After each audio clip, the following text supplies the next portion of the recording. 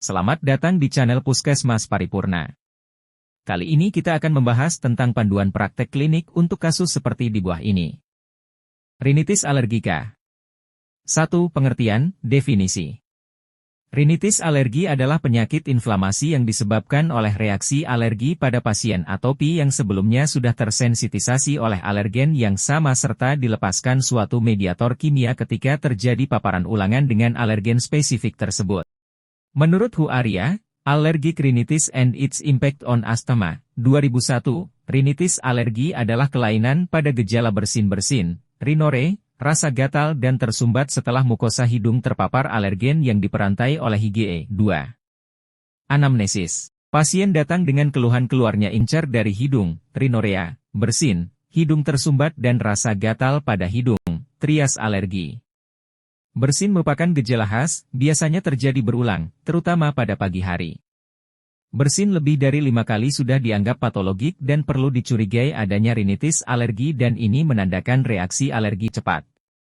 Gejala lain berupa mata gatal dan banyak air mata. Faktor risiko. 1. Adanya riwayat atopi. 2. Lingkungan dengan kelembaban yang tinggi merupakan faktor risiko untuk tumbuhnya jamur, sehingga dapat timbul gejala alergis. 3. Terpaparnya debu tungau biasanya karpet spray tempat tidur, suhu yang tinggi. 3. Pemeriksaan fisik. 1. Perhatikan adanya alergik salute, yaitu gerakan pasien menggosok hidung dengan tangannya karena gatal. 2. Wajah. A. Allergic shiners yaitu dark circles di sekitar mata dan berhubungan dengan vasodilatasi atau obstruktum. B. Nasal krease yaitu lipatan horizontal krease, yang melalui setengah bagian bawah hidung akibat kebiasaan menggosok hidung ke atas dengan tangan. C. Mulut sering terbuka dengan lengkung langit-langit yang tinggi, sehingga akan menyebabkan gangguan pertumbuhan gigi geligi, facies adenoid. 3. Faring. Dinding posterior faring tampak granular dan edema, Choblestone apearance, serta dinding lateral faring menebal. Lidah tampak seperti gambaran peta, geographic tongue. 4. Rinoskopi anterior. A. Mukosa edema, basah, berwarna pucat atau kebiruan, livide, di adanya sekret encer, tipis dan banyak. Jika kental dan purulen biasanya berhubungan dengan sinusitis. B. Pada rinitis alergi kronis atau penyakit granulomatous, dapat terlihat adanya deviasi atau perforasi septum. C. Pada rongga hidung dapat ditemukan massa seperti polip dan tumor, atau juga ditemukan pembesaran konka inferior yang dapat berupa edema atau hipertropik. Dengan dekongestan topikal, polip dan hipertrofi konka tidak akan menyusut, sedangkan edema konka akan menyusut. 4. Pemeriksaan penunjang. Tidak dapat dilakukan di puskesmas.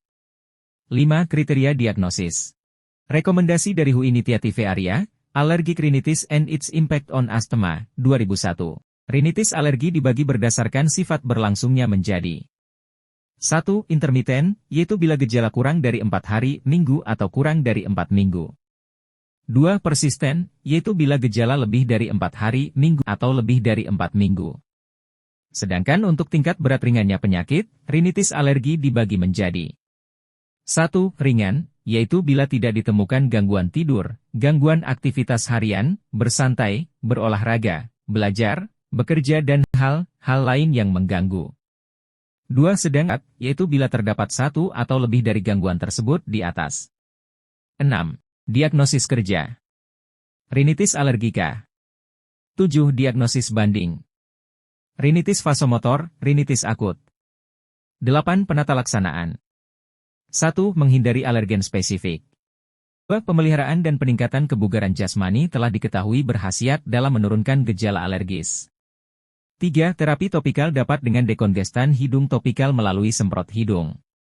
Obat yang biasa digunakan adalah osmetazolin atau silometasolin, namun hanya bila hidung sangat tersumbat dan dipakai beberapa hari. 2. Untuk menghindari rinitis medikamentosa. 4. Preparat antikolinergik topikal adalah ipratropium bromida yang bermanfaat untuk mengatasi rhinorea karena aktivitas inhibisi reseptor kolinergik pada permukaan sel efektor. 5. Terapi oral sistemik. A. Antihistamin generasi 1, difenhidramin, klorfeniramin, ciproheptadin. Antihistamin generasi 2, loratadin, cetirizine. B. Preparat simpatomimetik golongan agonis alfa dapat dipakai sebagai dekongestan hidung oral dengan atau tanpa kombinasi antihistamin. Dekongestan oral, pseudoephedrine, fenilpropanolamin, efrin. 9. Edukasi. Memberitahu individu dan keluarga untuk 1. Menyingkirkan faktor penyebab yang dicurigai, alergen. 2. Menghindari suhu ekstrim panas maupun ekstrim dingin. 3. Selalu menjaga kesehatan dan kebugaran jasmani. Hal ini dapat menurunkan gejala alergi. 10 kriteria rujukan. 1. Bila perlu dilakukan prick test untuk mengetahui jenis alergen. 2. Bila perlu dilakukan tindakan operatif. 11. Prognosis. 1. Et vitam. Bonam. 2. Et funtionam. Bonam.